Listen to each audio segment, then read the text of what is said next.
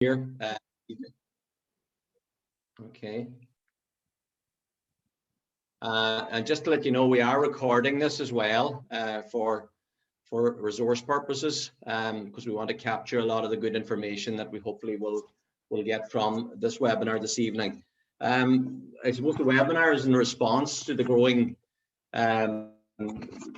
numbers that are participating in open water swimming along the coast, and also within inland waterways, lakes and rivers and that as well. It's a real growing, it's an epidemic nearly in the country at the minute. From chatting to Swim Ireland recently, they were saying that they have around 60 plus programs to be delivered throughout the country over the course of the summer. So that shows you the demand that's out there. And I suppose what we wanted to do is respond to that demand and try and support our communities as well through providing some education and some information on basically on safety as well, and trying to get a positive I suppose a positivity from the activity. So it's all around trying to ensure that we all have a safe and a positive event when we're taking part. So tonight or this evening we have 3 experienced people when it comes to water. First of all, coming up, I'll introduce first of all Maureen Mccoy, and Maureen is an author and also obviously a swimmer, a marathon swimmer, a swim coach, and she's also a tutor with Swim Ulster, a very experienced person as well, and has competed for Ireland in open water swimming and has done a number of the channel swims and that as well. Is also a trained lifeguard and has been swimming for over 30 years. So has a lot of experience and a lot of things that she can share. Our second speaker is Killian. He's from Bundoran, who's also a lifelong swimmer and also a surfer, and is also part of the RNLI in Bundoran and has a load of experience as well. Has been with the RNLI since 2008 and has a lot of experience around that whole area of health and safety and understanding, I suppose, our seas and our waters. The third speaker, who's going to be the first person up, will be Sara Daly, and Sara obviously is from Ballyshannon and has learned to swim by the sea, and was a pool lifeguard, beach lifeguard, a Swim Ireland teacher, water safety instructor. So there's nothing much that Sara hasn't done when it comes to swimming, and has also been part of an Irish Masters teams that had medals in both Europe and world level. So she's basically done it all. So we're delighted, first of all, on behalf of the Donegal Sports Partnership, to have such 3 great speakers that have loads and loads of experience. And also to thank the 2 governing bodies, Swim Ulster and Swim Ireland as well, who have been very supportive in the rollout of our open water programme this year. We intend also to have a number of participation programmes along the coast in areas like Ballyshannon, Bundoran, Killybegs, Mahary, Garton, I think is involved as well. So and they're only pilot ones. We're hoping to have a lot more than that as the summer goes on, targeting adults, teenagers, people with disabilities, etc. So there's a lot of interest really in open water swimming, and we're trying to respond to that interest. So without further ado, I am going to ask the first speaker. I'm going to hand over to you, Maggie. Do you want to take it from there? No, you walk away. Sarah's the first speaker, so if you want to let her go ahead. Okay, Sara, I've introduced Sara. So Sara, you want to hammer on?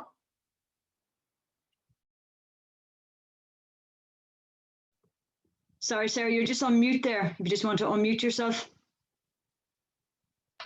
Unmute it, yeah. Good job, thank you. Thank you. So my name is Sara Daly, and my title is What Are You Getting Into? And I'm going to talk about, it's not working, right? Sorry. Frozen.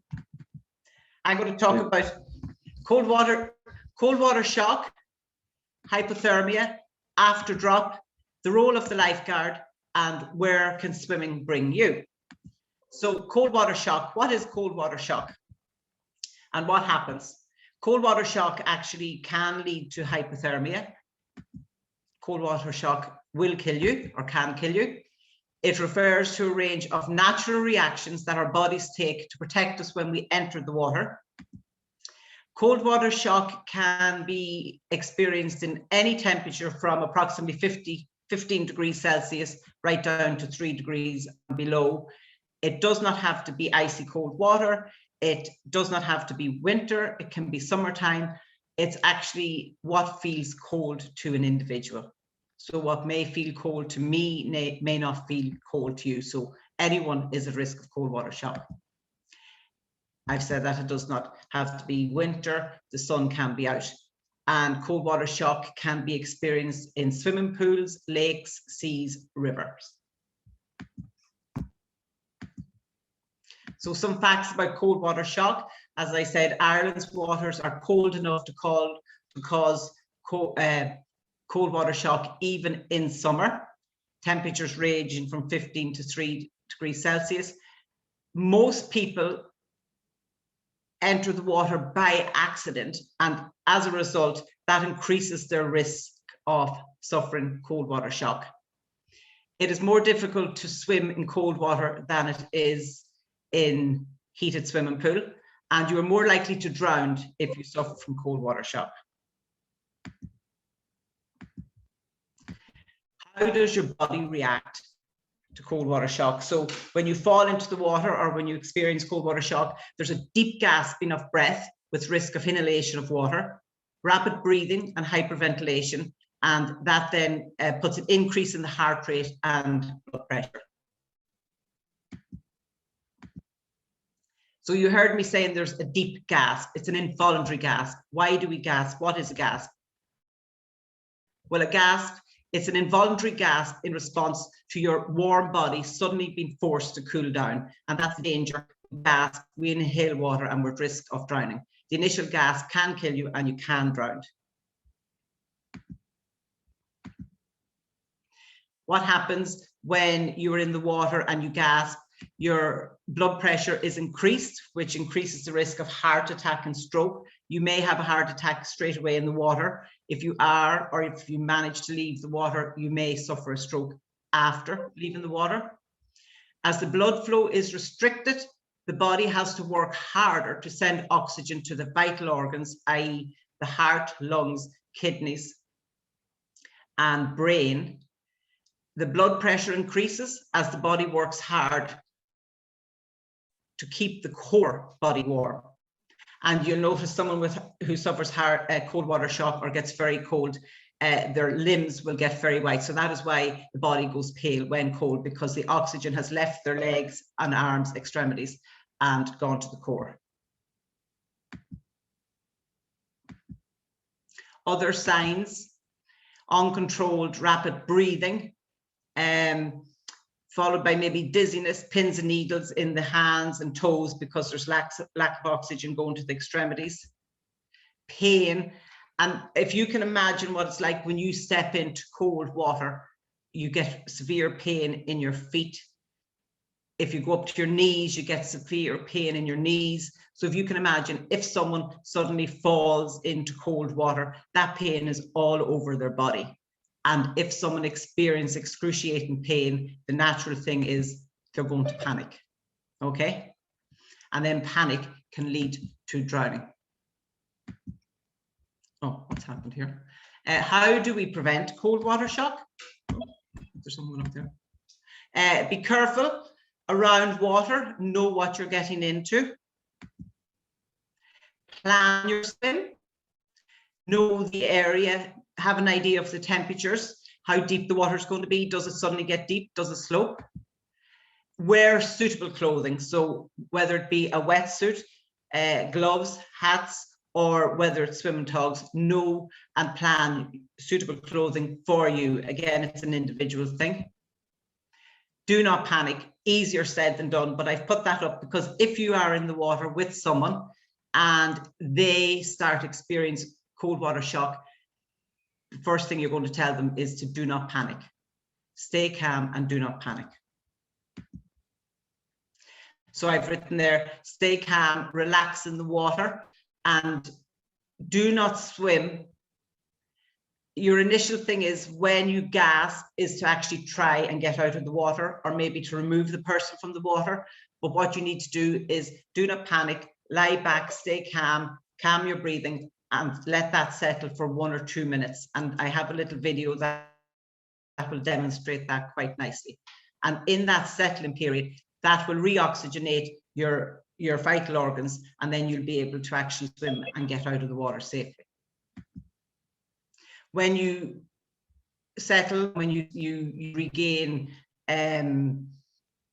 confidence again, exit the water as soon as possible and seek medical help or further help. Do not be afraid. If you have removed someone or if you've helped someone leave the water, do not be afraid to call the RNLI, the Coast Guards, or medical help.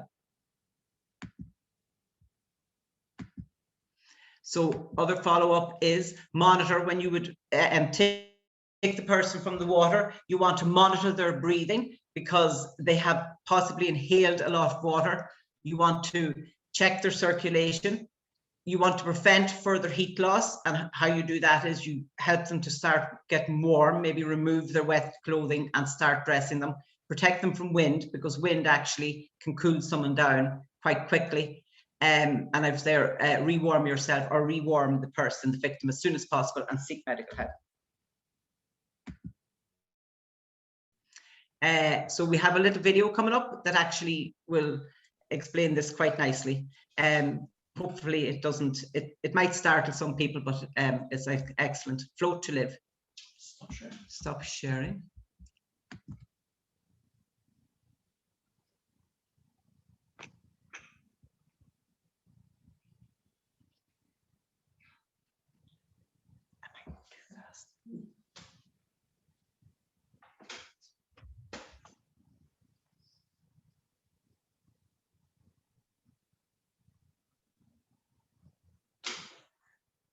No sound.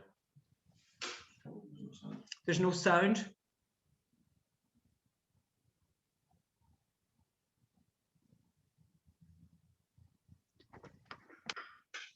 Sorry, Miles, just before you share the video, if you just click on the two bottom buttons just before you share, that'll bring it up.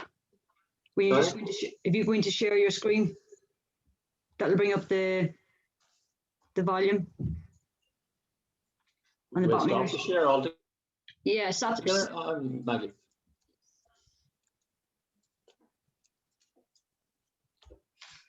So once you go in to share your screen, you'll see two buttons on the bottom of your screen, on the left hand side of share your screen. If you just click on those two, it'll increase the volume of the video playing.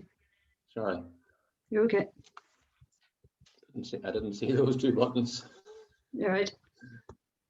There we go. You hear that?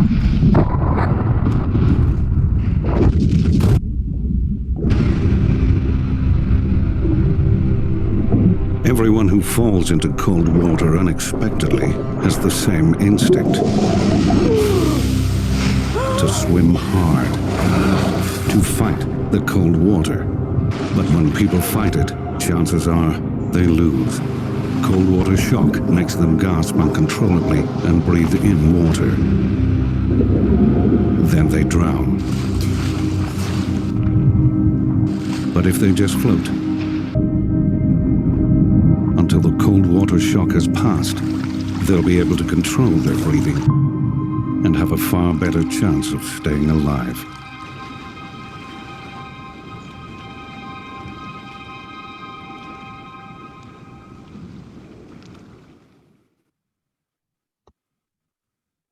Excellent. Excellent.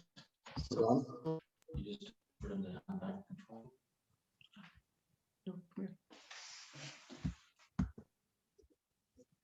You start sharing, yeah. So where to do that? Here? Yeah. Yeah. Okay, head back on. No, not the. Share screen. I don't know. Is that who you're talking to? No, I've come out of it, have I? No. You're okay. Yeah, just. Oh. Will you hear me now? We can hear you. You Yes, can't sir. see, have your presentation there? Can you see the presentation? No. No. No, hold on. Sure.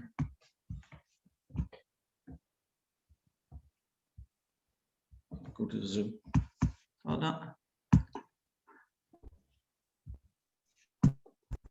Screen.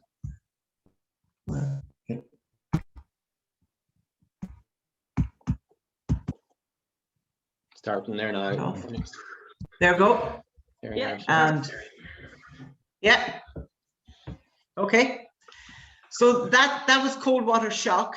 That little video actually quite good, how important it is not to panic and to float and, you know, settle yourself, and then you can swim again. So next I'm talking about hypothermia. Yeah, so what is hypothermia? Hypothermia occurs when your normal body temperature or your core temperature drops up to 2 degrees below average, and the average temperature is about 36.8. So if it drops 36.8, 37, if it drops to 35 and below, then you are at risk of hypothermia. You can be in the water for as little as 15 minutes, so 15 to 30 minutes puts you at risk of suffering hypothermia. So your vital organ get cold, your legs and face cool down a lot quicker, and that puts you at risk. Enough children cool down quicker than adults, and boys quicker than girls. How you're actually built, your fat, you know, body fat, fitness, type of clothing you wear will affect whether you suffer hypothermia. Now, wetsuits do reduce the risk, obviously, because they keep you warmer. And how do we recognize hypothermia? So hypothermia can be mild, moderate, severe. When you're in the water, shivering, feeling cold, loss of energy, you may realize you're shivering, but you may not. But what can happen is you feel cold, you think you're cold, then moving on to more moderate, a great feeling of warmth and calmness. And quite surprisingly, people don't recognize this as signs of hypothermia, but that means you are actually getting cold. You can get a little bit disorientated. You may not remember, if you're in an outdoor pool, how many lengths you've done. Get more severe than that, you might get disorientated. How long I've been in, what time is it, where I get out, and surprisingly enough, another one, reduced hearing. So if someone is calling to you and you're suffering hypothermia, you may not actually hear them, or they may not hear you if you're calling for help. I've written there, cold under your armpits. That's only, I put that there because if you were assisting someone that is suffering from hypothermia, you may notice that they're quite cold under their armpits. But more obvious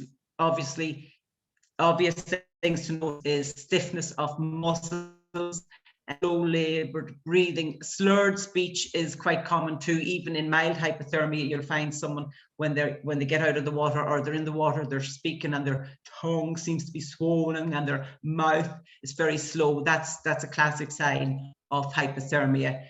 Weak pulse is something you'd recognize when you actually would take them from the water, and that would be in severe hypothermia. Other signs and symptoms, impaired sensation, and that can happen when someone is actually swimming in the water and they're suffering hypothermia. They get out of the water, they stand on a piece of glass or a stone rock, they cut that quite severely in the water, or while getting out, they don't even realize they can bleed quite profusely. So reduced sensation. Feet are clumsy, poor coordination, clawed hands. The clawed hands can occur in the water. While swimming, you might find your little baby finger separates or your thumb separates, and that can affect you if you get out of the water when you go to get dressed. You're not able to dress yourself properly because you can't grip your clothes in order to get dressed. In more severe cases, the person can lose consciousness either in the water or out of the water because they continue to cool down while they're out of the water. People also who has severe hypertension may appear dead. So that's why we always say, you know, don't attempt CPR unless you are 200, they're dead. Because when someone's very, very cold, finding their pulse is quite difficult. So do further medical advice. Coast Guards, call the RNLI, call the paramedics, whoever you need, call the emergency services. Someone suffering from severe hypothermia in the water will possibly drown. They will either drown, they'll have a heart attack, a stroke, they'll drown, and death will follow. What would you do? How would you treat someone if you came across someone, or you were swimming in a group with your friends and you noticed someone was getting very cold? Obviously, you take them out of the water, or assist them out of the water, encourage them out of the water. And that's another thing. People quite often, when they're swimming, they may not want to leave the water because they're getting disorientated. They don't realize they've got hypothermia, and they may, fight with you and say, I want to stay in. So you have to persuade them to actually leave the water with you, because you're observing signs of hypothermia. So move to a warm area, out of wind chilled, into a shelter area if you can. I've written up there, do not wrap in an insulated blanket. And the reason why I've said that is cold bodies do not radiate heat.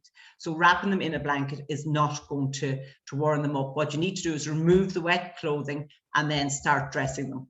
So the first thing you would do is put a warm hat on, and then remove the clothing and start dressing them. Even if they have a swimming hat on, put a woolly hat over that.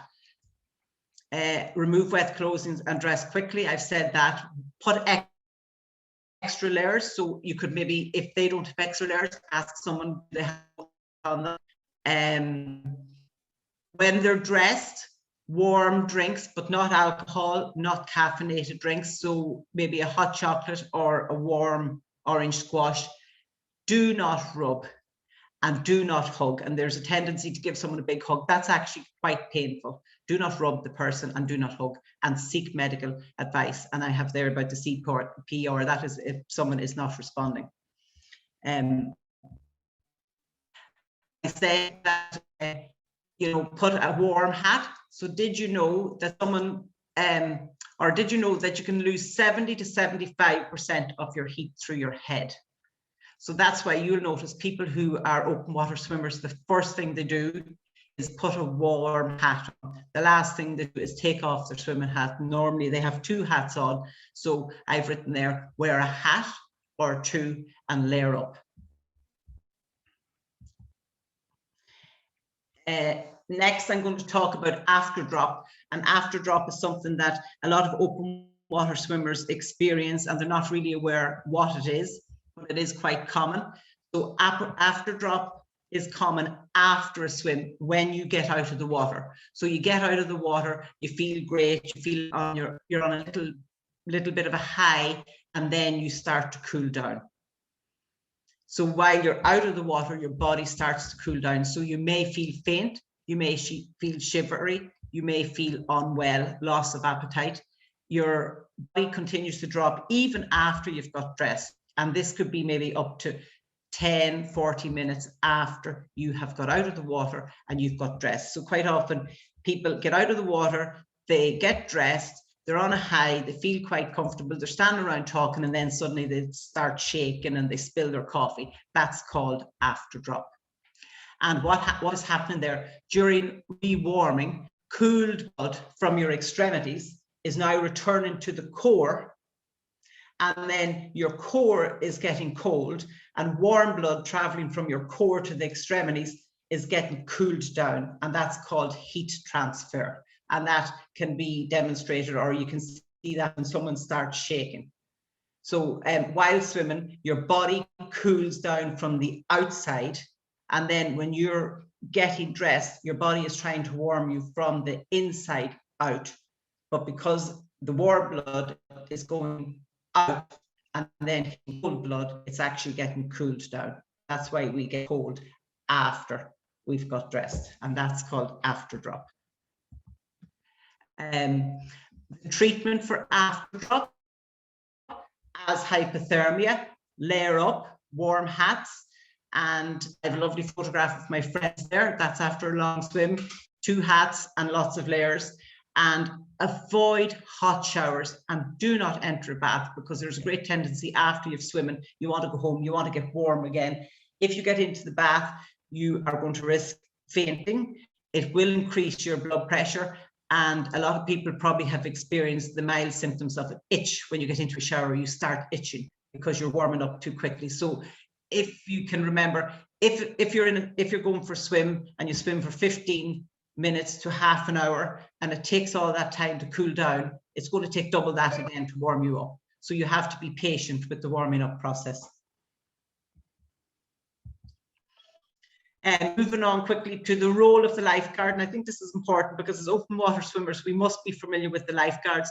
The lifeguards are our friends. They're fully qualified, they're experienced swimmers. They are there to ensure the safety of swimmers and other beach users, kayakers and other beach users. We won't mention the jet skis or anything, but they do have control over them to some extent. They have great local knowledge. They know the tides, they know the lay of the land, they know what's under the water, and always, you know, don't be afraid to go and ask the lifeguards. They engage with the public and customers. They can tell you what time the tide's coming in, the time is going out. The lifeguards will always have their flags up to say and let people know they're on duty. So a red and yellow flag means lifeguard is on duty and it's safe to swim between the flags, and they will supervise and monitor those areas. And a red flag indicates lifeguard on duty but not safe for swimming. So if you see the red flags up, respect the lifeguards. They have local knowledge and they're advising you for your safety not to go swimming. They also enforce the beach bylaws, which were introduced in 2007, and that really is just to keep the beach safe. So for example, between the months, I think, of May to October, no horses on the beach, dogs must be on a lead, don't throw litters, well, any time of year, but they do monitor the beach and they try to control the traffic. So that's the beach, the role of the I wanted to put this out there because a lot of people have this question and they often ask, by wearing a lifeguard or by wearing a wetsuit, can you drown? Yes, you can. A wetsuit does not protect you from drowning. However, it will give you more buoyancy in the water. It means it'll keep you warmer for longer, and you know, you can stay in the water a bit longer, and it will protect you from the dreaded enemy, the jellyfish. So my last few minutes, where can swimming bring you or brought me? Well, obviously we want to be fun, and it is fun. So swimming, it can bring you to the top left-hand corner. You'll see the group of swimmers in Rossnowla Beach. It has brought us to Rossnowla. It has brought us to the lower one, jumping off Muncharles Pier on New Year's Day. The middle one, it brings us and has brought us to Devonish Island during the summer. And the one with the Donegal Togs, it has brought us to Glenade Lake during the winter. And as a result of swimming, great friends has brought me to wonderful places, and I have great friends as a result of it. So my last slide is, there's another little video just to be shown, and it's based in Iceland, and I just thought it was just a little educational fun thing to watch. So thank you for listening. I hope that was a little bit informative anyway. So you'll show the last miles, yeah?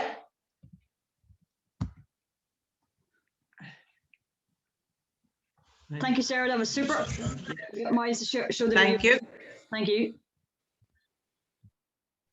Enjoy. Beach in Iceland, and here I come to go to swim in the sea. How cold's the water? 4 degrees now. Why do you come down here? For the buzz, for the high. Yeah? Just my skin, my veins, my blood get alive. It's like playing chess to your head. The head is like screaming, don't do it, don't do it.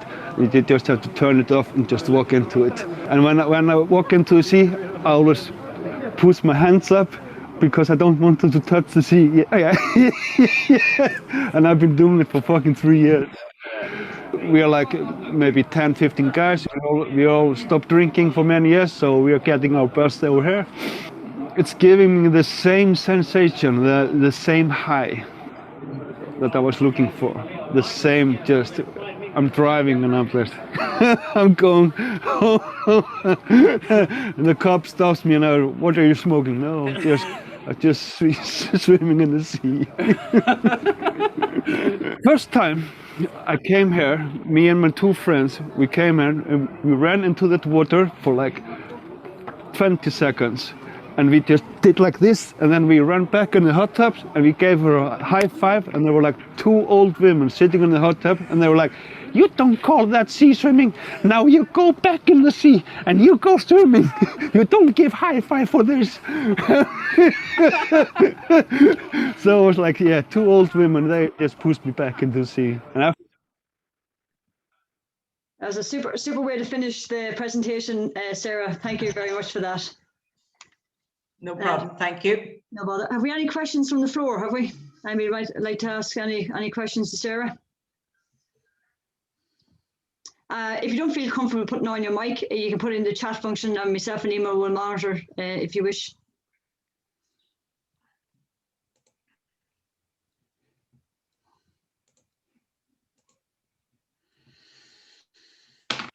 Yeah, so we're good to go now. So if we think of any questions throughout the presentation, folks, we'll ask them at the end. Killian is up next, so we'll let Killian introduce himself and introduce this topic. Thanks, thanks, Maggie. I have the phone here with a stopwatch to make sure I don't go over the 20 minutes. I'm not going to comment how far Sarah went over her 20 minutes. Did I go over 20 minutes?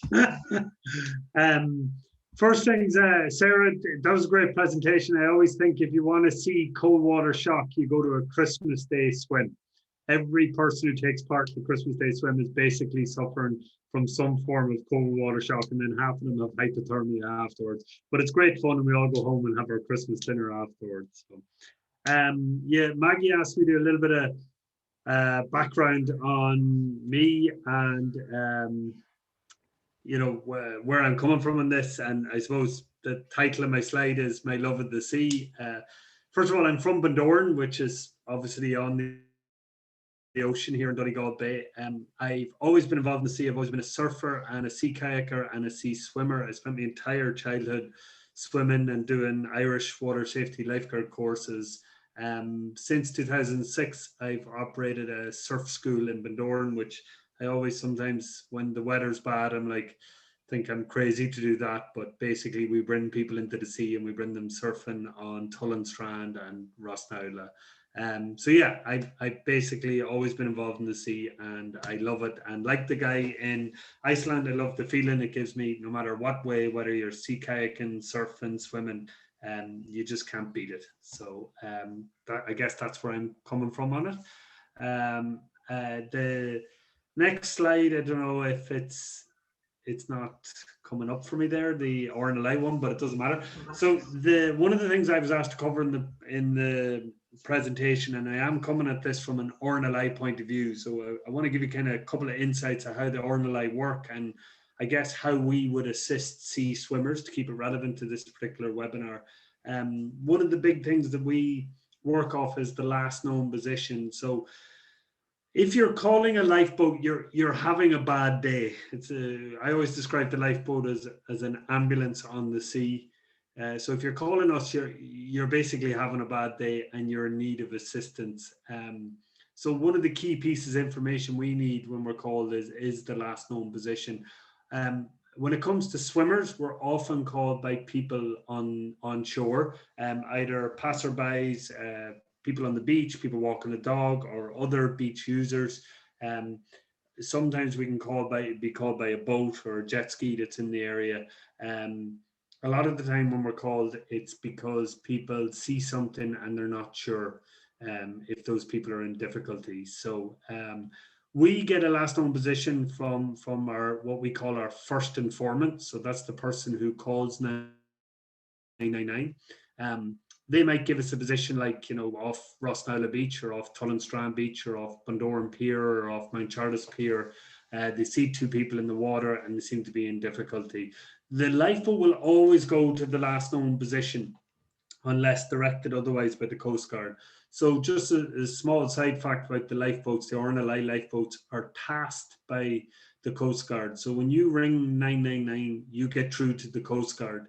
And the Coast Guard has a huge number of assets that it can send to assist people. One of those assets is RNLI lifeboats. Another asset is Coast Guard boats, like we have one in Donegal Bay there in Killian. Another asset is the Coast Guard helicopter. So when you ring 999, in the case of County Donegal, you'll get through to Mallinhead Coast Guard, and Mallinhead Coast Guard will decide which of us or all of us to respond to this, and they'll send us to the last known position. So when we get there, you know, sometimes there's nothing there. We arrive, there's nothing there. That can be a good thing. It means it's a false alarm. It can also be a very bad thing because it means somebody has got into serious difficulty. It can also mean that the person has drifted. So depending on the information we're given, so for example, if there's a casualty in the water 5 to 10 minutes previously, within 15 minutes, we'll go to their last known position and we'll start what's called a sector search from there. So we use their last known position and basically search out and back from it. Searching in the sea is different than searching on land because the sea moves. It moves with the tide. We're going to talk about tidal ranges in a few slides, but it moves with the weather. The wind and the surf and the tide has an effect on it. So we might, for example, search 2 minutes up sea into the waves, and then we'll search 2 minutes down sea. On our down sea run, we'll cover more area than we will on our up sea. But the point of it is to search the area that a casualty's in and the area that a casualty will be drifting with the ocean or with the weather conditions. So depending on the information, as I said, we're fed from the Coast Guard, we'll do a sector search if we can get there quick. If somebody's been missing for quite a period of time, or if someone left, say, Creevy Pier and was heading towards Rosnowla and didn't turn up at Rosnowla, that's a different thing. Then what we do is do an area search, and we basically have an area, say, between Creevy and Rosnowla. It could be an area of 3 square miles, and we'll begin doing search patterns in that. Again, the Coast Guard would tell us, they would designate the area that we're going to search, and we would commence that. Usually involves multiple boats and a helicopter if it gets to a point like that. Casualty in the water is probably the most serious thing a lifeboat can deal with. An example of a not so serious thing is a fishing boat whose engine has broke down, but they're nowhere near any rocks, so they're nowhere near any immediate danger. Yes, they need assistance, but unlike a swimmer in the water, they don't need it in the next few minutes. They could still be fine in 20 minutes time or 30 minutes time. So a swimmer in the water is very serious and very time dependent in terms of our response time to it. So I'm going to move on to the next slide there. One of the things I was asked to cover too, we get asked this a lot, and it's kind of a question a lot of people who aren't involved in anything to do with the ocean ask me, you know, why does the tide not come in at the same time every day, and how come you have high tides and low tides are different? Most people know it's to do with the moon. It's to do with the cycle of the moon around the earth. The tide moves forward about 50 minutes every day, so over the calendar month it'll keep moving. One of the big differences in the tide, and I put up an actual example here, this is for Donegal Bay. On the 3rd of June, we have a high water of 3 meters and a low water of 1.5 meters. So our range, which is basically the amount of meters of water between high tide and low tide, is only actually 1.5 meters. Yet on the 25th of June, in the same location, if you look there, we have a high water of 4.3 and a low water of 0.6. So you have a tidal range there of 3.7 meters.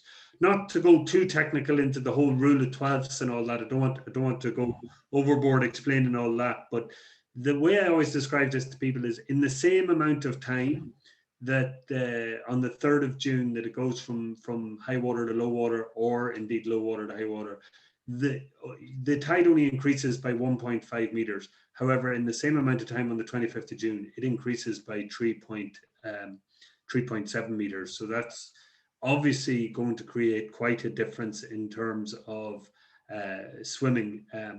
For example, a beach that has a tidal range of 2 meters, you know, could be a distance of 400 or 500 meters. Beaches like Merva and Donegal there, the tide seems to go out forever. There's beaches in Dublin too there where a tidal range of 2 meters, never mind 3.7 meters, can make a massive difference in terms of your distance from the shore. So when planning a swim, when thinking ahead about we're going from point A to point B, you should factor in the tide. And I know it seems obvious, but the tide changes, the tidal range changes. So factor it in on the specific day that you are swimming. So we go on to the next slide. Response time. So as I said at the start, if you're calling us, you're having a bad day. RNLI lifeboats are not manned. We're not sitting around the lifeboat station waiting for a call out. We get, in Bundoran, for example, we get 20 to 25 call outs a year. We had one call out on Sunday previously for a 3-year-old child missing on Merva Beach that we launched for. Unfortunately, the child was found safe and well. I think he was having an ice cream at the time rather than being in the water. But so the crew that man lifeboats work on a pager system. That system basically sends a message to us. When you ring 999 and you request a lifeboat, the Coast Guard service launch us using a pager system. So that all takes time in itself. Our response time, as we call it, is between 6 and 10 minutes, depending on the lifeboat station, depending on where you are in the country. But 6 to 10 minutes is from when our pager goes off. Obviously, there's an amount of time passes from when, you know, a first informant rings the Coast Guard and the Coast Guard make a decision to launch the lifeboat. We also, a question we commonly get is, we also don't always launch. There may be a situation where the weather conditions prohibit us from launching. So the RNLI, like the Coast Guard, have a system in place for deciding if it's safe to launch. For example, me as a helmsman launching the lifeboat, I have to ask for what's called launching authority from one of our from our lifeboat operation manager or one of our deputy launching authorities. So I can't just launch and go. I need to get authority, and all of this takes time. 6 to 10 minutes is an eternity for a swimmer in difficulty. 6 to 10 minutes for my example of a fishing boat that's 2 miles offshore with a broken down engine, it's not an eternity. Some of Sarah's slide there, where she talked about float to live and the RNLI campaign around float to live, it's all about increasing your survivability. If you find yourself in a situation where you're going to need to be rescued by a lifeboat, minutes make a difference. I'm going to talk on a later slide about how to deal with rips, how to get in and out of rips, and how to survive it. But definitely, 6 to 10 minutes is our launch time. We could be another 10 minutes. We could be 20, 30 minutes away from your location. Not every town is as fortunate as the likes of Bundoran that has a lifeboat station on its doorstep. For example, Rosnowla Beach and Mullaghmore Beach in Donegal Bay, or Fintra Beach in Donegal Bay, are all at least 20 minutes away, depending on weather conditions. So just because you call the lifeboat doesn't mean we're going to be there straight away. And our response times, although I think are very quick, can be challenging depending on weather condition and location of the casualty, and indeed depending on the information that we have related to the casualty, as I talked about earlier. So that's our response time, and it's just a good thing to know in terms of calling us and what we can and can't do. Another thing I wanted to cover is what happens after the lifeboat arrives. Well, thankfully, most lifeboats, when they arrive, we've a casualty, we take them on board and they're fine.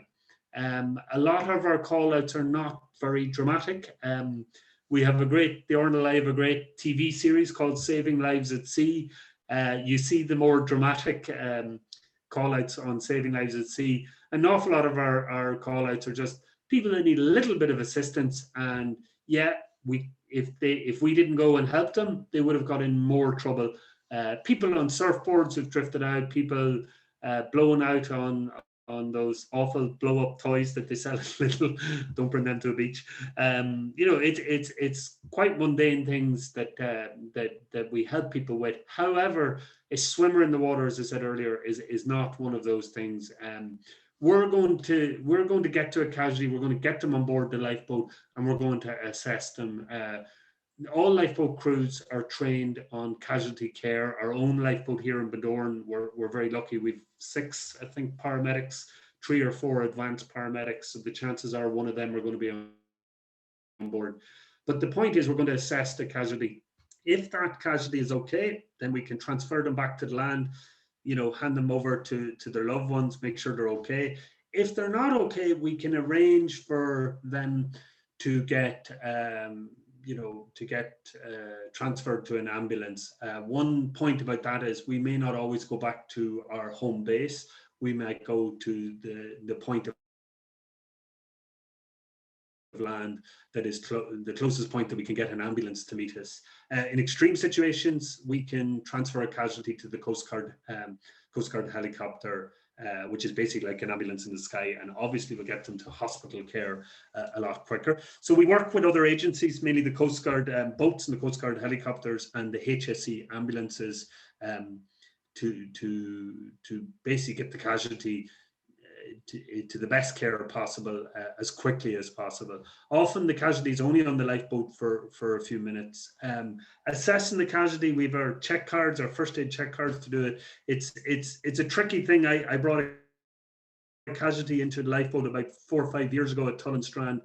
Man my age, about 40 years of age, brought him in, surfboard attached, 2 people were helping him. I asked him, "Are you all right?" He looked me straight in the face. He said, "I'm absolutely fine. Thanks for bringing me into the lifeboat." And 30 seconds later, he puked seawater all over me, and we had to call an ambulance, and he spent about 9 days in hospital afterwards. So the blood's up, the adrenaline's up. Getting them into the boat's one thing, assessing them, making sure they're all right is another thing. And as I said, depending on the casualty, we may transfer them to other agencies, depending on their state. So now, rips. I am a surfer, and if you're a surfer, you love rips. And the reason you love rips is because rips are really, really good at getting you out behind the waves, which is where surfers catch the waves. So when you're a surfer, rips are your friend. If you don't know what a rip is, it's a very, very scary thing. I have rescued people as a lifeguard, I have rescued people as a surfer, and I have rescued people as a lifeguard out of rips, and they're awful if you don't know what you're doing. One thing I would say in my own personal experience about rips is that even the best swimmer, even the best and experienced sea swimmer caught in a bad rip can find it very challenging. No matter how good a swimmer you are, what will drown you in a rip is panic and basically reacting badly to it. Again, back to that video Sara showed there about floating, you can do that in a rip. You can just go with a rip. You can just keep calm, don't panic, and just float or tread water or stay with your surfboard or whatever it is. But do not try and fight a rip. They're very powerful. The bigger the surf, the bigger the rip. You also get what we call, especially on beaches like Tullinstrand, surf beaches in Donegal there, you get what we call flash rips. So 1 minute everything's fine, and next thing you have a rip forms in front of you and can pull you out. Just go with it. That's the answer to a rip. Just go with it. Don't panic. See where it takes you. Give it 5 minutes. Once you have gone beyond where you can see white water, in other words, where the waves are breaking, 9 times out of 10, that rip will dissipate. The traditional advice there is swim to the left or swim to the right. If there's rocks or a cliff, swim away from them because you don't want to get banged up against a cliff with waves. Swim down the beach. After another 5 minutes, try and swim in. It's very easy if you're an experienced surfer or experienced with rips. It's very easy to say that. It's a very, very difficult thing to do in reality. All I'm going to say is slow down. You're never going to swim against it. You have to take your time and assess where you are. Pick a point on land. Watch if you're drifting along the beach. Give it a few minutes. Even take 5 minutes on your watch. Go, right, here's where I am. I'm not moving anymore. 5 minutes more. Move to the left. Move to the right, and then try and swim in. Once you're out of a rip, the waves will actually help you get back into shore, and you should be able to body surf back into shore. But a very dangerous thing and a very common thing on Irish beaches. Try and avoid, if at all possible, swimming on beaches that have known rips, especially if you have a big tide, because that beach can change. Like I was explaining about the tidal range there, that beach can change at various points in the time. I'll give you another example. On Tullinstrand of Bandoran, at high tide, it looks like the nicest beach, and it's really friendly and nice, easy waves. At low tide, it's shore dump and rippy. So check your tides, check your beach, make sure it's appropriate for sea swimming there. Now, I think that's me onto my question screen if it comes up. Yep. So I'll hand over back to you, Maggie and Emer. If there's any questions you want to ask there. Yeah, great presentation there. Very informative. Lots of information shared there. Thank you very much. I'll open it up to the floor first if there's any questions, and if not, Emer has a couple of questions there for you. I have a question. Thank you. Yeah, really interesting presentation. I'm just wondering, where would you get local knowledge? So I'm new to this. So for example, Killyhoy Beach over in Dunfanaghy or Portnablad, you know, if I was to go this and I wanted to get local knowledge about rips and that sort of thing around sort of tidal range, where would you best be placed to get that? Well, I always think that the best local knowledge you can get is from fishermen. When it comes, you know, generally fishermen kind of know the sea very, very well. Local fishermen, local surfers tend to know the rips very well. But in the context of swimming, I would go there with someone who has swum in that area before. Swimming's different than surfing, and it's different again than fishing. So just to give you the kind of funnel down, you know, fishermen are good and surfers know the rips, but if you're going to be swimming, it's a whole different thing. So try and go with people who have experience of that. I'm not sure, Maggie, if you have any suggestions that in that particular area, or maybe Sara might have some contacts in that particular area. I don't have any myself, if I'm honest. I wouldn't know offhand, to be honest, but maybe it's something I could look into for Joe over the next day or two, find out from local sources over there. So we've got your email address, so we can send you on the information once I sort of collate it. Yeah, I know there's Trina McMenamum up in Dunfanaghy. She runs surf schools and surf lifesaving and swimming up there. So if you tracked her down, she's a school teacher, but she knows the beach very, very well. I don't know what she calls her surf school. I have her number actually, so I can give it to Maggie. Ah, there you go, Trina. Yeah. Thanks, Sara and Killian. Yeah, super. Okay. Thanks, folks. Thank you. Thanks for that. So I've got a question here from one of the guys here in the chat function to Killian. Where is the greater range from high tide to low tide? Is there always a stronger pull in the sea? Is it more dangerous? No, there's a thing called tidal diamonds. There's a tidal.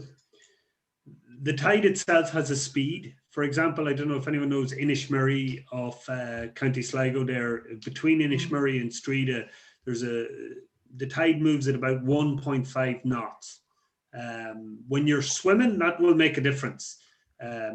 If you wanted to swim from Strida Point to Inishmurray, you'd have to factor that in, because you're basically moving 1.5 meters or 1.5 knots, which is probably faster than you can, almost as fast as you can swim. So in a boat, it makes absolutely no difference, because you're probably traveling at 20 knots. So on charts of Donegal or any sea area, it shows the tidal diamonds, and it actually shows the rates, and it shows the directions. If you're swimming coastal, like if you're not going from one point to another, like I was involved in a charity swim years ago. We did boat cover for the RNLI, where we went from St. John's Point to Mullaghmore, and we looked at the tidal diamonds, and we factored in the tide on that. But if you're just swimming coastal, within 100 meters, 200 meters of the shore, it's not something you really need to consider. maybe Maureen might talk a bit more if she's done some of the long distance swimming about that. But in terms of, you're going to have days where you're against the tide, you're going to have days where you're with the tide, but as a swimmer, you won't notice it inshore. You will notice it over long distance and offshore. Thank you, Killian. Yeah, great stuff there. One more question there we have from Phil.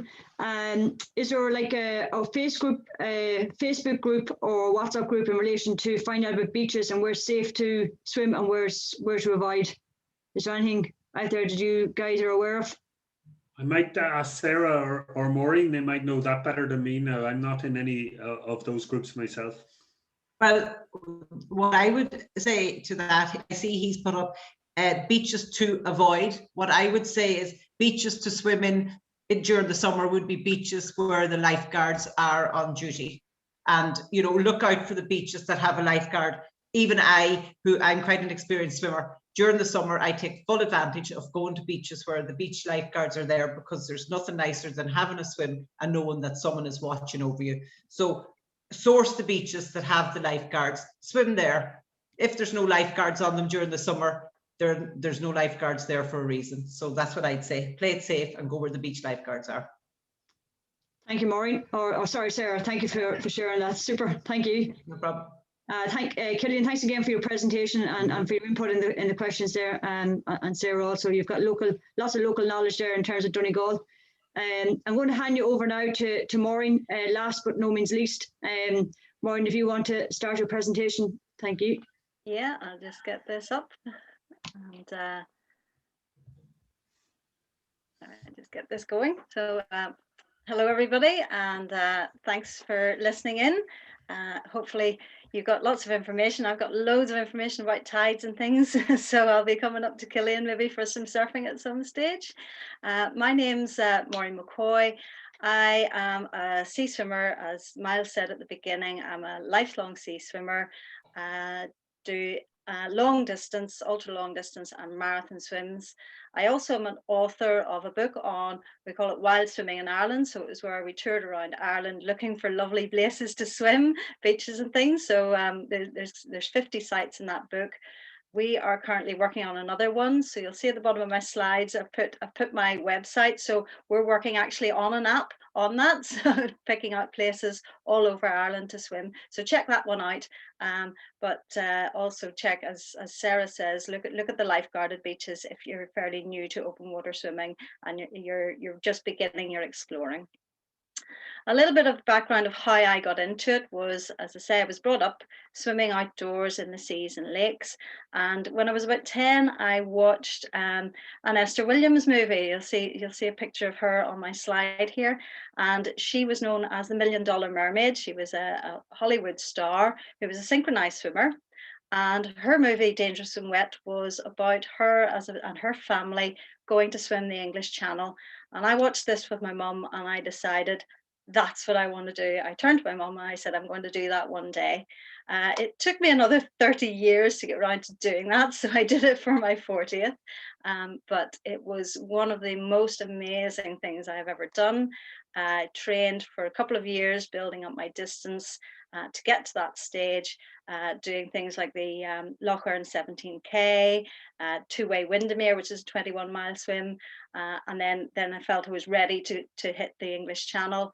I have never felt so strong in my life and so powerful, but I've also never felt so vulnerable. So it's a double-edged sword doing sea swimming. And I think we have to remember that we are vulnerable in the water, but we can get a lot from it. It's really lifts us and buoys us up. And I'm going to talk a little bit about the health benefits that we have from it. I'm going to talk a bit about social media as well. And what you can do to prepare yourself for all this, so we don't have to get into the eventualities where you've got exposed to hypothermia or we're needing to call Killian out in his lifeboat. So hopefully we can keep everybody safe and enjoying the water in a safe manner. So I just wait for that slide. Sometimes they scoot back and forth. So social media. First of all, it can be really fun. It has exploded along with open water swimming. Social media has exploded. This past year has just been crazy in all sorts of ways, and it can be really positive. And it helps us with the one thing, the very first rule of outdoor swimming, which is to never swim alone. And now we have lots of Facebook groups. You'll find on your local beach, there will be a Facebook group. All you have to do is go down, you'll meet some swimmers, and there'll be some sort of Facebook group or a WhatsApp group. And it'll be people you can get in touch with and say, yes, we can go and swim together. I'll be down at 10 o'clock in the morning, or I'll be down at high tide. And it means you never need to swim alone. You'll always have somebody to swim with. So you get a lot of support from that. You get friendships from that. I know people are now posting on social media about the body confidence they've got, because swimming is one thing that everybody can do. If you've learned to swim, you can swim in the open water. You just need to learn a few extra skills, which I'm going to go into as we go along here. But the body confidence in it, just being there in the outdoors, it makes us feel good, and we meet other people of all shapes and sizes and all injuries, and we're going to be supported by the water. So it's really, it can be very, very positive for us. There are a few cautions with it. I've put them down as negatives, but just cautions maybe to have with it is make sure that somebody who says they're an experienced swimmer actually has the criteria to back that up. They may be a coach and an experienced swimmer, or they may be somebody who actually only took it up about 3 or 4 weeks ago.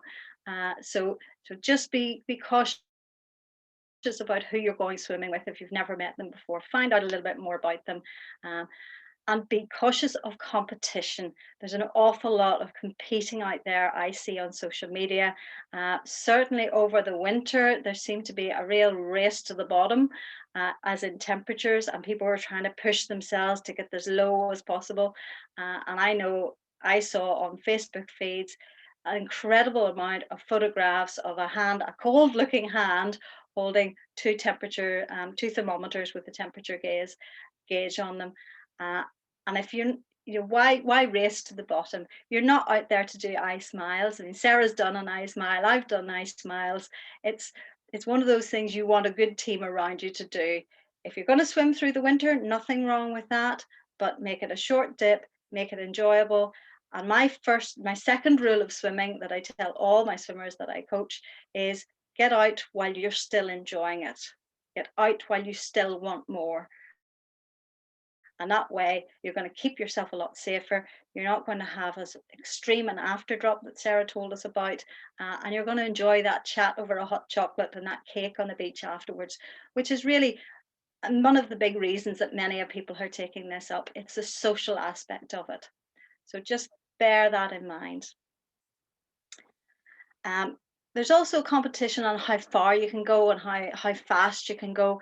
Think about working on your own skills first before you push yourself too far. And then if you have got a goal, if you want to swim a channel, then build yourself towards that. And that takes training, that takes a lot of commitment, but it is certainly doable. And we'll talk in a few slides about how you would push yourself and train yourself to improve your skills. So health benefits.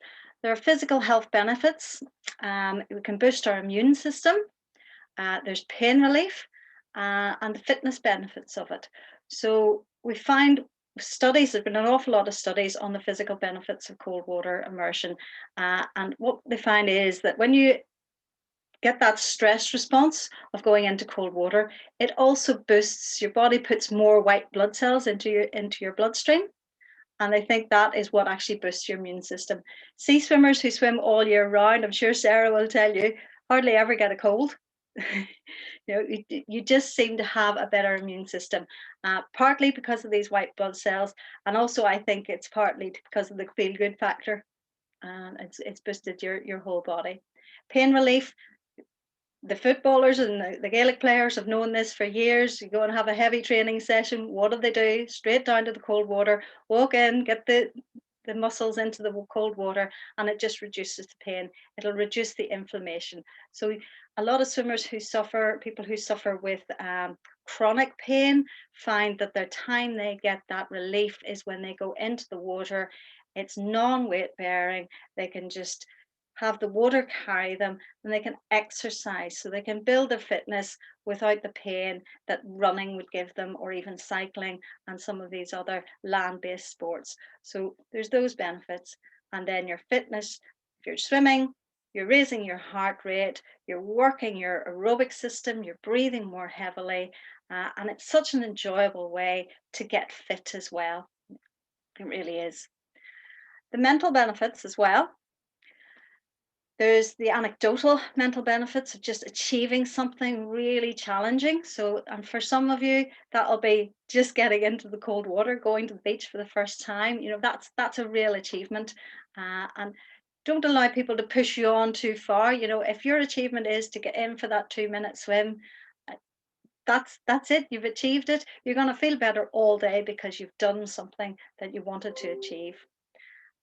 If you have some anxieties about it, overcoming those, and what I would say is get somebody you trust to go with you, somebody that can help you overcome those, not push you too hard, but just let you overcome your anxieties and your fear. And once you do overcome those, then it opens up a wider field of open water swimming for you. What's happening in the hormones is the exercise and being outdoors. The exercise, you're releasing endorphins into the bloodstream, which is one of our happy hormones, and also being outdoors in the fresh air and in the light, in the daylight, that increases the serotonin, which is another happy hormone. So we've got a double dunter here. And I would say we've got a third one when we get out and we have the cake and the chocolate afterwards. That's another boost for our mental health and well-being. And on the science side of things, as I say, they're still studying this, but the stress response, that actual stress response that Sara talked about, the cold shock, we all get a little bit of that. We're not talking about the really awful float to live one, but just as you walk in, you're going to feel cold, you're going to have that sharp intake of breath. That's a stress response. And we spend so much of our lives now so stressed over sitting over computers, working on Zoom calls or whatever that is, that our body is in this constant heightened stress. When we go into cold water, and our seawater is relatively cold all year round, it triggers a true stress response. It's actually something that really will kick us into fight or flight. And overcoming that, acclimatizing to that water, getting your breathing settled, that helps us recalibrate that stress response. So that's how it can help our mental health in reducing our stress response to things that don't really need fight or flight. The computer, the Zoom call, you can just shut it down and get rid of it. So that's another one of our health benefits. So thinking about that and the acclimatizing, now they've gone on to that. As you go into cold water, as Sara said, it can be cold on your feet, you can feel it a bit painful on the toes, then it creeps up your legs and you walk your way in. The best thing to do is get in really gradually. Walk in slowly, particularly if you're at a nice, gently shelving beach. Walk in slowly. We saw the Icelandic guy say he keeps his hands up really high. I'm the same. I also have swum with the Michelle Messi, an American swimmer, who's the record holder for the North Channel. She swam it in 9 hours, 39 minutes. And Michelle is 6'1". I am 5'5". Michelle and I were swimming at the beach, and Michelle says, I don't have to swim till the hands get wet. And I'm going, Michelle, I'm a lot smaller than you. I'm going to be swimming a lot sooner. And she's also considerably faster than me. So she had a mega head start on me. But as you go in, just walk in slowly, allow yourself to get used to that. When you feel the water coming up around your chest and your neck, that's when you're really going to struggle with the breathing. You're going to be gasping. So breathing out, focus on your out breath, helps you control that. And as we saw on Sara's slide about the cold shock, it can take 2, even 3 minutes to settle that. So that's your time to float about in the water. Just let your breathing settle down before you start to swim. And you'll find then after about 6 times of doing that, if you do this regularly, once a week, twice a week, over about six sessions, you'll find you get less of that shock response. So you'll be able to swim a little bit quicker into the water. And that's what we saw with those Icelandics. They've obviously been doing it for so long. They were able to jump straight in because they got themselves habitualized and acclimatized to the water over many sessions. So these are things we can deal with, we can overcome. Now, essential skills for the open water swimmer, definitely that acclimatizing. We can have a varied range of temperatures. From the winter, we can be down to 1 degree if you're swimming in lakes. In the sea temperatures change slightly. Lakes vary incredibly quickly. A deep lake will be much colder than a shallow peaty lake, and even the time of day will affect the temperature. So acclimatizing to the water is one of the first things. So remember to get in slowly, gradually get yourself wet, settle your breathing. Don't submerge the head until you've got the breathing settled. And then when you start to swim, you'll probably find you feel more breathless at the start, because the cold just makes us breathe a little bit heavier. So be aware of that. So working on your stroke is really useful. Working on safety skills, self-rescue skills. So treading water. I tell my swimmers you need to be bulletproof at treading water. As a marathon swimmer, I did my channel in 14 hours and 15 minutes. During that time, I stopped after the first 3 hours, I stopped every hour. And then I began to stop every half hour. Now, on a marathon swim, you're not allowed to touch the boat. You're not allowed to touch any other person. You're not allowed to have any flotation aid. So you're going for 14 hours. You need to drink. You need to feed on something. You need to tread water. And you need your treading water to be so easy for you that it doesn't take any effort. So I encourage all my swimmers to really work on treading water in a way that it doesn't take any effort. And that's something you can take to the pool and practice that. Bring that in if you're training for something, and even if you're just swimming for fun swimming. Treading water is an absolute basic necessity skill. It really is. And whatever works for you on treading water.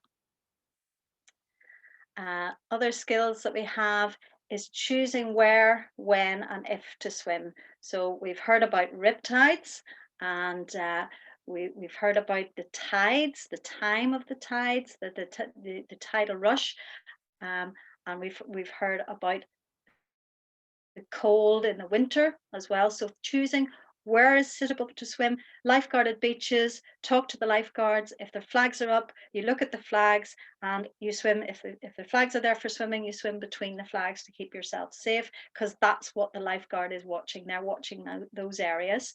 And as was mentioned before, jet skis should not be encroaching on that area at all.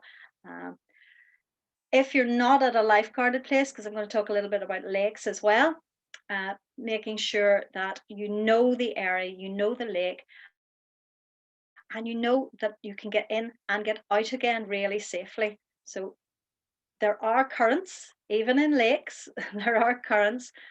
Some people do river swimming as well. There are definitely flows and currents in rivers. So check everything out before you go. Just take the time to stop before you rush into the water. Look at the water, see what way the water's moving, particularly lakes and rivers, and find out if you've got a safe exit to get out again. And when it comes if to swim, that will depend on each and every one of you. What your own swimmability is, how cold it is, how cold the water is, how cold the air is, how much wind there is, how you're feeling on that day. Did you have a late night the night before? You're not going to be able to swim the same as well as you could swim on a day that you're feeling very refreshed or well fed. So remember all those things. Just choose carefully when, and if to swim. And not every day is a swimming day. And that's something we see on social media is, I'm going to swim every day for a full year, 365 days. There's days I've gone to the beach, particularly in February, which is the coldest month of the year in the water. And I've gone down and said, that surf coming in I might be tuning for a channel next year, but that surf that's coming in July, I could take it. In February, I'm not taking it. Maybe that's the day to go home and just not swim, get the feet up in front of the fire. So think about whether it's safe for you to swim. And on that, even if there are other people in the water, don't just assume that because they're in that you're safe. You've got to make your own decision on your own safety when you're swimming. Place to refine your skills and learn to swim is in the pool. You can get a teacher, you can get a coach, you can watch videos. It is a safe environment to learn your skills and then take those skills into the open water. So refine your stroke as much as you can, learn the extra skills, the treading water, making sure that you know how to float, find your own buoyancy and balance in the water, and that will help you when you come to the open water. Oh, sorry. There we go. So a little bit about freshwater and seawater. There's a difference in the buoyancy. There's going to be a difference in your balance. There's going to be a difference in resistance and propulsion. So in seawater, it's more buoyant, so it increases your buoyancy. If you're also wearing a wetsuit, that increases your buoyancy again. Those two things affect your balance. Increased buoyancy, particularly with a wetsuit, can make you feel quite coggledy in the water. If you're wearing booties, the feet come up really high and it's quite hard to keep them down. So those things need to be practiced and looked at. In the freshwater, it's more like the pool, so there's less buoyancy in fresh water. It can also feel considerably colder, even at the same temperatures as the sea, so that will change. And just the act of moving, the moving of the water, so waves in the sea will create different balances for you. Also, the resistance in open water is increased compared to a pool. Resistance in the seawater is greater than in freshwater as well, just because it's salty water, it's slightly more viscose. So those are things. You might get more tired more quickly as you're swimming because you're pushing through a sort of stronger medium than you would in the pool. And your propulsion can be decreased as well because of this resistance and also because of the effect of the cold. I mean, Sara told you about the claw hand, and if you're a sea swimmer and you're just swum through the winter, you know what that means. So just be aware that once those fingers splay out or you get that claw, you're raking through the water. You're not actually pulling through the water. So you can't get the same amount of propulsion. And if you want to test that, one of the drills we do with swimming in the pool with our competitive swimmers and our triathletes is we get them to swim front crawl or breaststroke if you're a breaststroker with the fists tightly clenched. Do a length like that and then open the hands out and swim in your normal stroke. And you will notice a massive difference in the amount of propulsion you can get from just doing that little practice. One length with the fists clenched and then the hands open in the normal stroke. And you'll see how big a part the hands have to play in actually creating that propulsion for you. So look, think about that and work on that. Dealing with the waves is something you need to practice. So if you're a front crawl swimmer, you need to practice changing your arm action so that you're not getting buffeted by the waves, that you can actually wait for a wave or maybe speed your arms up or lift them a little bit higher. So there are lots of different techniques, and these are things worth practicing in the pool and then take them into the open water. Breaststrokers, you may need to change your stroke. You may need to dive through waves slightly, do a slightly shallow dive if waves are breaking over your face, and just watch that balance. But what I would say to everybody, I'm not going to hold you too much longer because I know we want question time as well, is keep monitoring yourself as you swim all the time. When I'm swimming, I am constantly monitoring, how am I feeling? How are the hands? Is the little finger scaping out to the side, showing me that I'm getting too cold? Am I thinking clearly?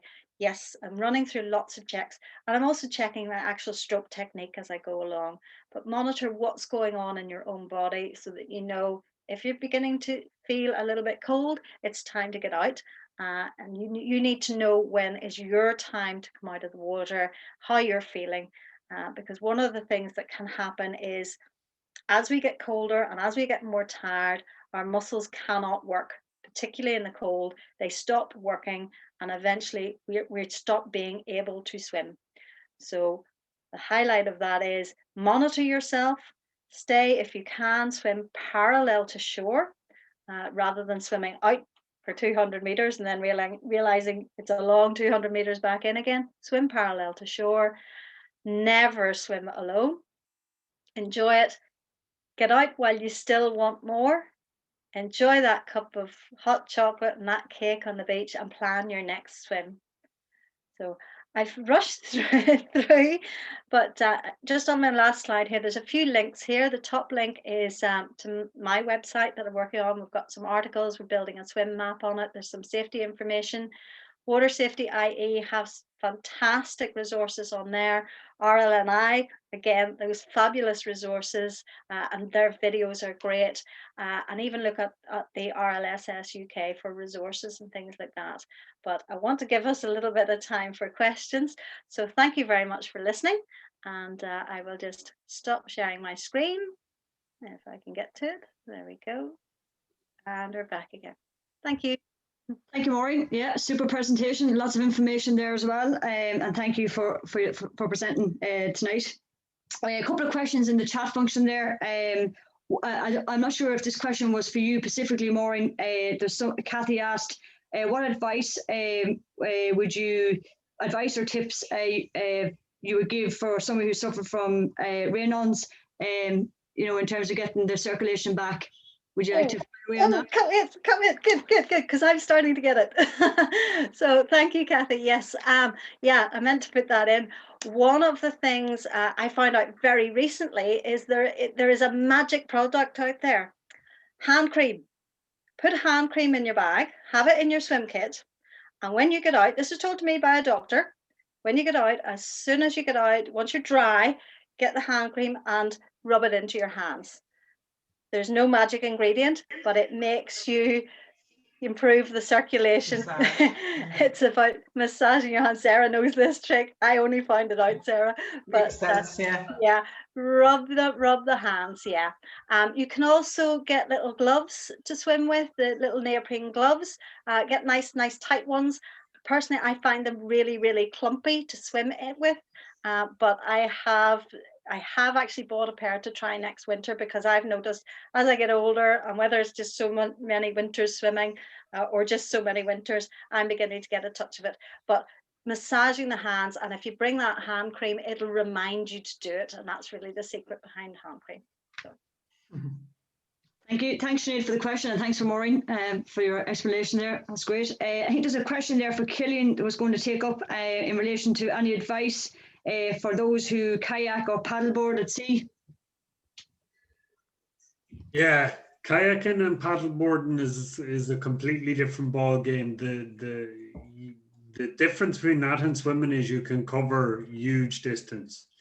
Kayak can do 5 to 7K with a decent paddler on it. So distance means you can get yourself in trouble. And I don't know if everyone's seen it in the news. The 2 girls last summer in Galway went out supping and ended up getting pulled almost out to the Aran Islands, which, on a suppboard, they ended up overnight. And half the emergency services in Galway were looking for them. I think all the emergency services. So the advantage of kayaking, especially, but with supping, is you can bring a telephone with you can bring flares with you can bring a VHF radio with you. I go kayaking myself. I go kayaking offshore. We're planning a trip to Inishmurray this weekend. Like, once you go offshore, you need some sort of communication device with you. I mean, preferably a VHF radio, but if not, a mobile phone. You need to be able to keep it dry, especially with kayaking. We've rescued a number of people on paddleboards and on kayaks in the Lifeboat. All of them got caught out by changing conditions. So you want settled weather if you're doing anything adventurous on that, or else do it in a sheltered area where you're able to stay beside the shore. Rule of thumb is, I think you really need to be within 200 meters of the shore if you're kayaking and supping. To be honest, I find when I go kayaking, once you go more than 200 meters, it loses its appeal. One of the best kayaks in Ireland you can do is Sleeve League.